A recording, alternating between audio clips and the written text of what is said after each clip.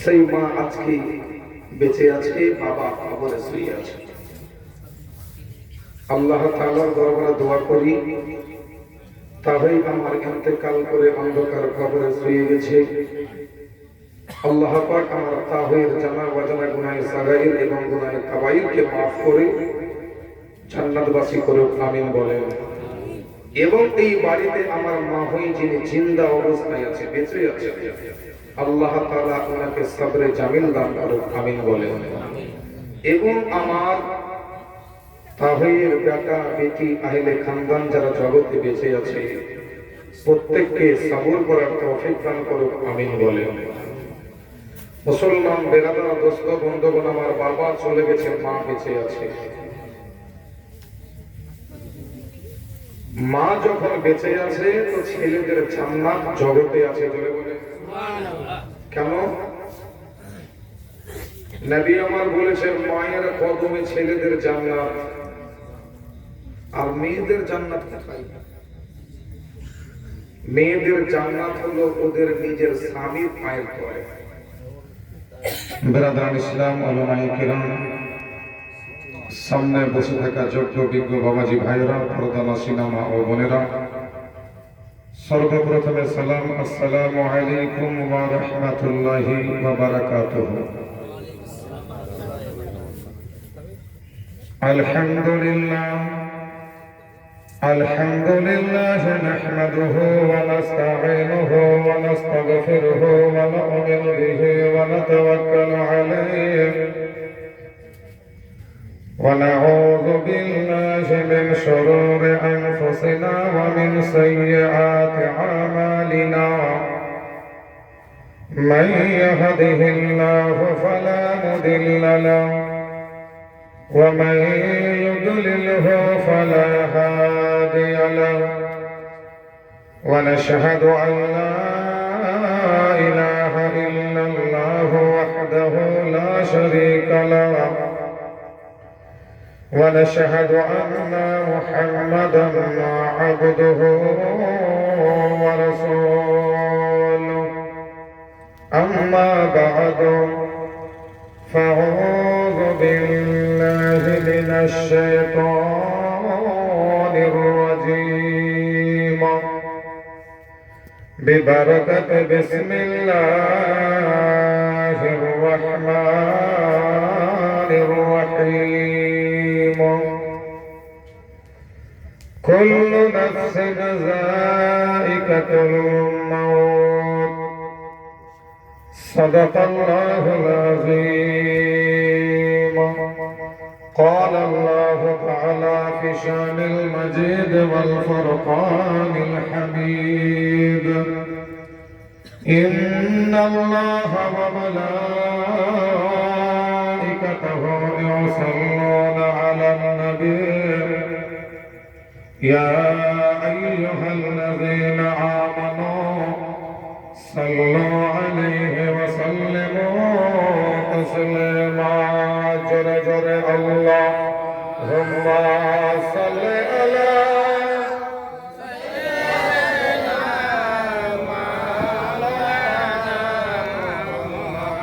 وعلى أهل سيدنا وعلى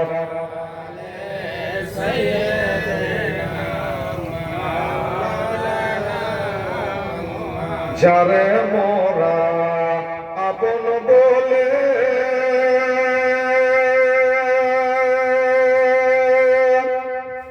সে তো মনের আপন না,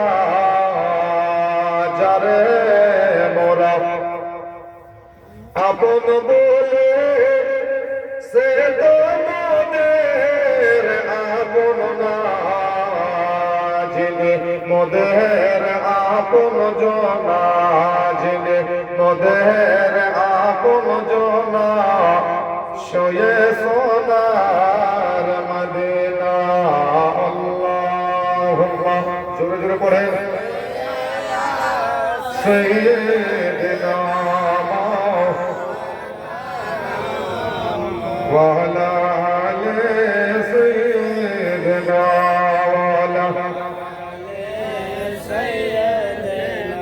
মাওলানা মুহাম্মদ সাল্লাল্লাহু তাআলা আলাইহি ওয়াসাল্লাম। সমস্ত প্রশংসা যাবতীয় গুণগান এক আল্লাহ পাক আল্লাহ তাআলার দরবারে নিবেদিত, যিনি আমাকে আপনাকে আশরাফুল মাখলুকাত করে আসমানের নিচে জমিনের উপরে সৃষ্টি করেছেন,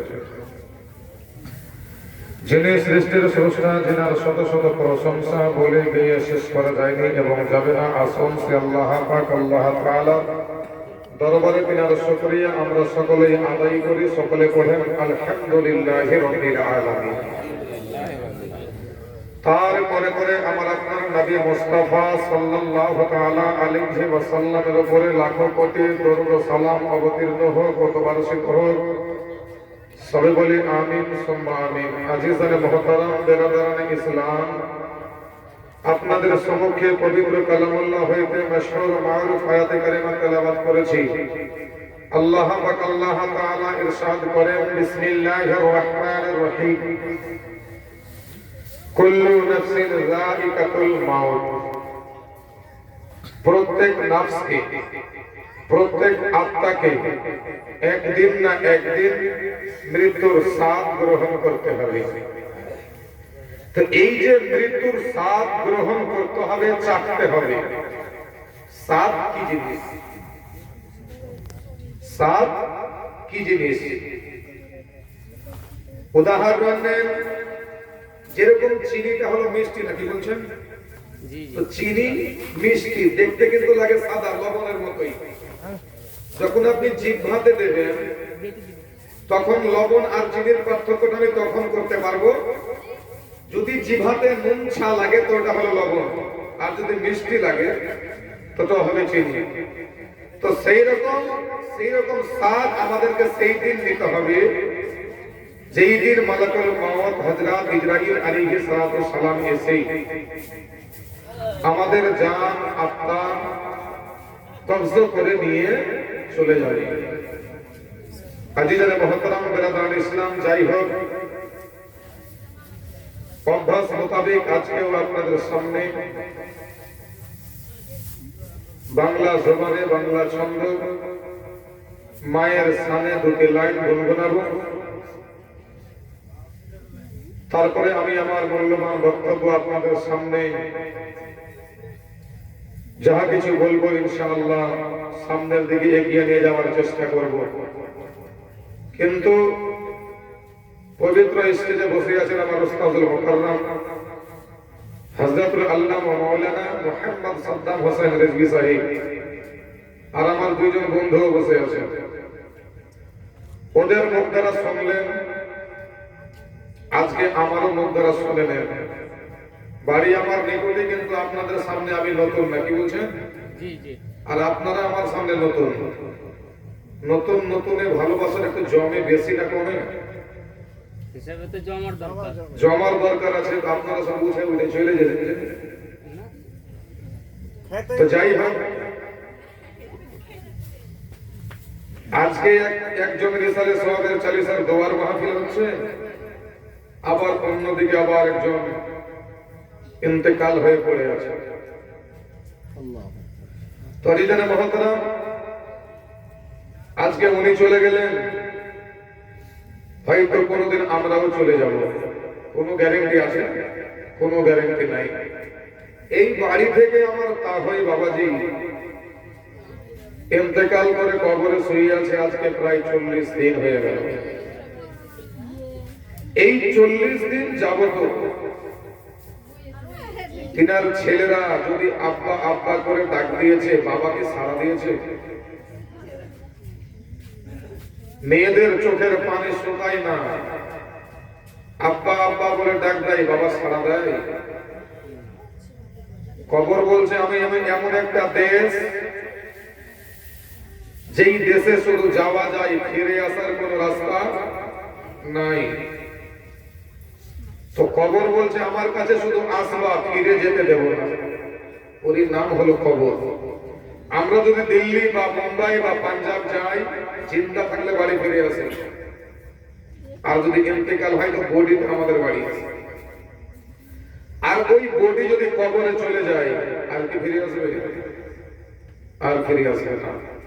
তো বাবাজি ভাই, মৃত্যুর স্বাদ গ্রহণ করার আগে আপনি নিজের জীবনটাকে একটু দেখে ভাবুন যে আমরা আমাদের জীবনটাকে কোন কোন জায়গাতে চালাচ্ছি। যাই হোক, মায়ের সামনে গজল কবিতা যেটা সব প্রকাশ করছে, একবার জোরে বলেন সুবহানাল্লাহ। মা গো তোমার কদম চুমে जन्नत के चूमे निलाम। बोलिए बोलिए।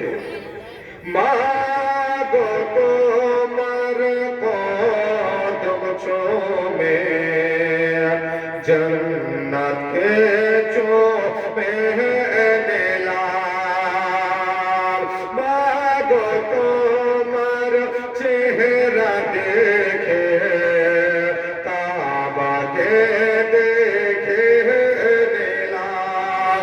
मागो तुम्हार कदम चूमे जन्नत के चूमे निलाम। मागो तुम्हार चेहरा देखे काबा के देखे निलाम। তোমার মতো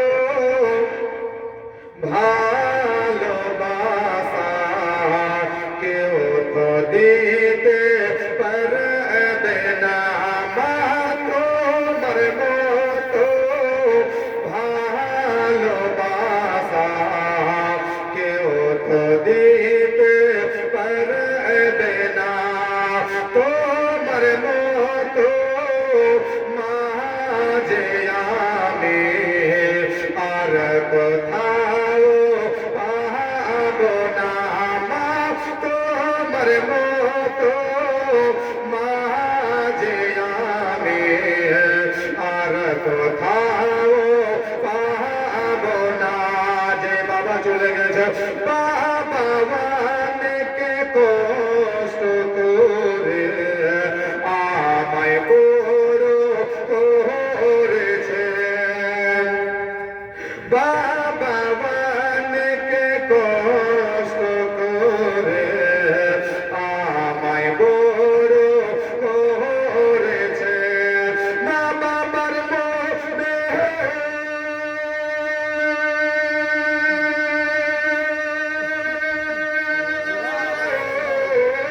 মা বাবার মনে দুঃখ দিলে, মা বাবার মনে কষ্ট দিলে জান্নাতে পাওয়া যাবে না। আগো তোমার কদম চুমে জন্নতে চুমে নিলাম। জোরে বলুন। মাগো তোমার কদম চুমে জন্নতে চুমে নিলাম। মাগো তোমার চেহারা দেখে কাবাকে দেখে নিলাম। নিশিরাতে জেগে মাগো ঘুমতো আমায় পাড়িয়েছ। মা নিশিরাতে জেগে মাগো ঘুমতো আমায় পাড়িয়েছ। মা গভীর রাতে জেগে মাগো ঘুমতো আমায় পাড়িয়েছ। ঘুম থেকে উঠে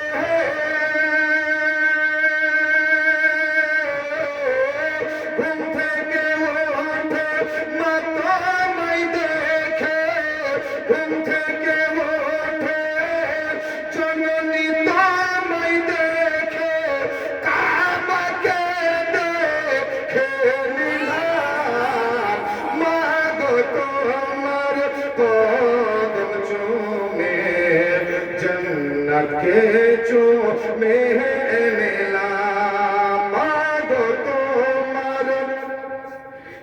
চেহারা দেখে কাবাকে দেখে নিলাম আগো তোমার কদম চুমে জন্নতকে চুমে নিলাম। সেই মা আজকে বেঁচে আছে, বাবা কবরে শুয়ে আছে। আল্লাহ তাআলার দরবারে দোয়া করি, তাই আমার ইন্তেকাল করে অন্ধকার কবরে শুয়ে গেছে।